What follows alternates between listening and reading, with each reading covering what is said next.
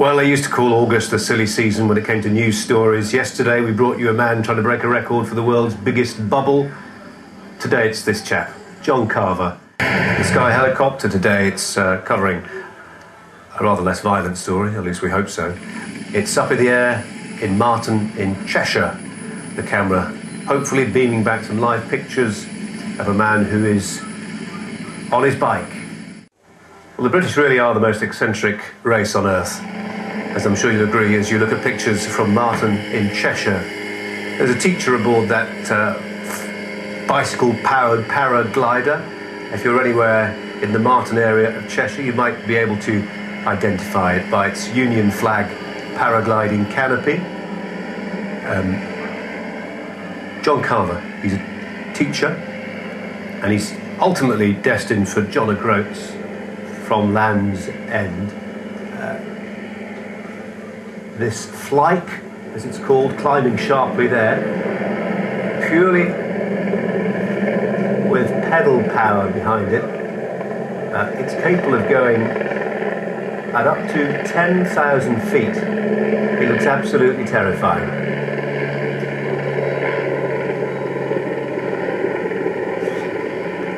He's an old Etonian.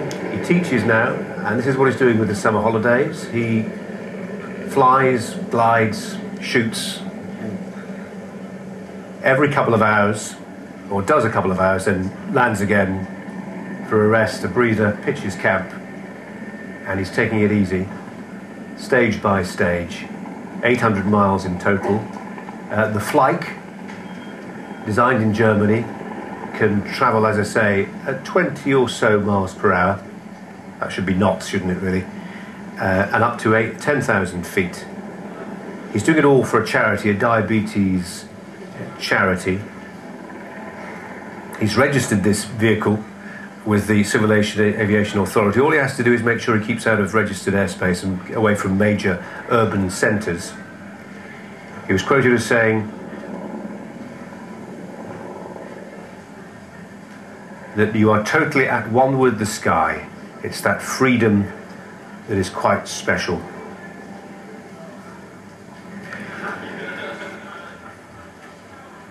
Away for the Sky helicopter.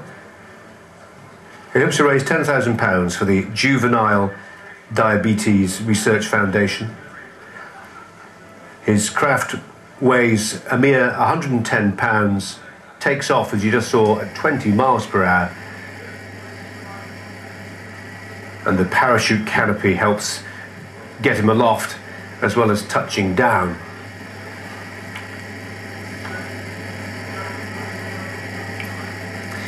I've probably endowed him with superhuman skills and power, actually, because I think there is a little bit of two-stroke combustion involved as well as just pedal power. Something to do with that 15-litre tank which takes unleaded petrol, as I read here.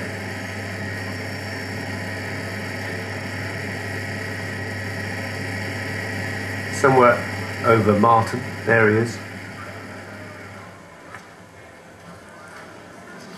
Cameraman's lost him, found him again.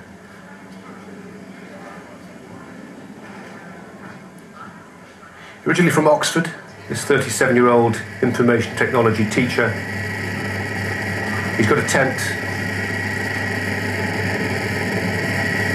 and he's learned the hard way, apparently not to risk flying in winds over 15 miles per hour. He's actually been flipped over before by sudden gusts of wind. But it looks pretty calm out there right now. Pretty sultry conditions. Nice flying weather.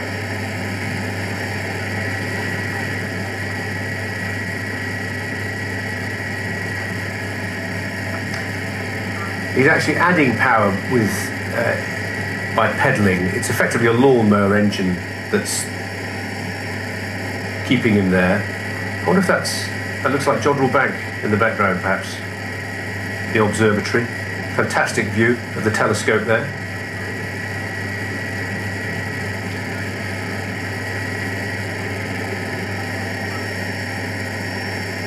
Fabulous views for him to enjoy. For one cyclist this summer, the Sky really has been the limit as he attempts to fly his bike from Land's End to John O'Groats, tailed at least on part of the way by the Sky helicopter. It will be the furthest anyone has travelled on a flying bike, or a flyke as he called it. The pilot is John Carver, and John Carver, an old Etonian, is attempting to raise £10,000 for a diabetes charity. He took off from Marton in Cheshire just after 2 o'clock, and he's managing to fly, usually in 2-hour sessions, bearing the Union flag as he does so. He's pedalling, but he's also got a lawnmower engine, and potentially he can go up to 10,000 feet. Well, also today, there's been a moving ceremony